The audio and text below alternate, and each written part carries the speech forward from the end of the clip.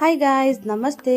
हामी जाँदैछौँ दलमर आज भाइको चिनो देखाउनुको लागि। अनि मेरो बहिनी ज्वाइँ पनि जाँदै थियो होइन। मेरो ज्वाइँले मलाई पान किनेर दिएको थियो, मिठा पान। अनि हेर्नुहोस् मिठा पान कति दामी रहेछ।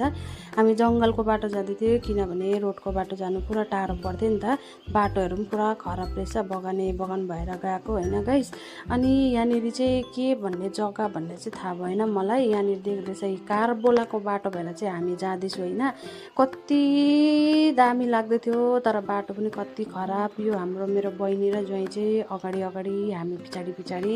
हामीले बाटो देखेको थिएन नि त, यिनीहरूले देखेको थियो। त्यही भएर बाटो गएको त यो पुरा घरहरू गल्लीहरू भएर जाँदो रहेछ होइन। यहाँनिर कस्तो दामी दामी घरहरू रहेछ, पुरा मन पर्यो क्या। तर बाटो चाहिँ साह्रै खराब।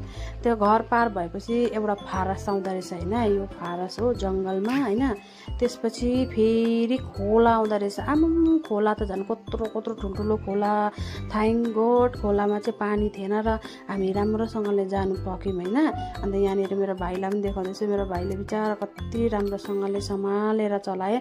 यो चाहिँ अर्को खोला हो, त्यो एउटा खोला थियो, यो अर्को खोला हो। त्यसपछि फेरि जङ्गल आयो, फारस, कति दाउराहरू त्यहाँनिर होइन। यहाँ मन्दिर रहेछ, मन्दिरमा ढोकेर स्लो गरेर गयौँ। अब हामी दलमर पुग्नु आँट्यो नि त। यो दलमरको छेउमा चाहिँ मन्दिर रहेछ होइन, जङ्गलको बिचमा। अन्त यो चाहिँ हो माक्रापाडा जाने बाटो। माथिपट्टि गयो भने चाहिँ माक्रापाडा, यता गयो भने चाहिँ दलमर होइन। हामी पुग्नु आँट्यो। यहाँको रोड चाहिँ पुरा राम्रो होइन। इन्जोय गर्दै हामी दलमर पुगे। यो दलमर हो। तर बाटो बिर्स्यो हामी, पण्डितजीको घरको बाटो बिर्सेर चाहिँ हामी फेरि सोध्दै गयो होइन। अन्त यहाँनिर त हामी पुगेर त यस्तो काण्ड भयो कि साथी हो के भन्नु। हामीले बिहान कति फोन गरेको थिएँ पण्डितजीले, पण्डितजीले फोनै उठाउनु भएन।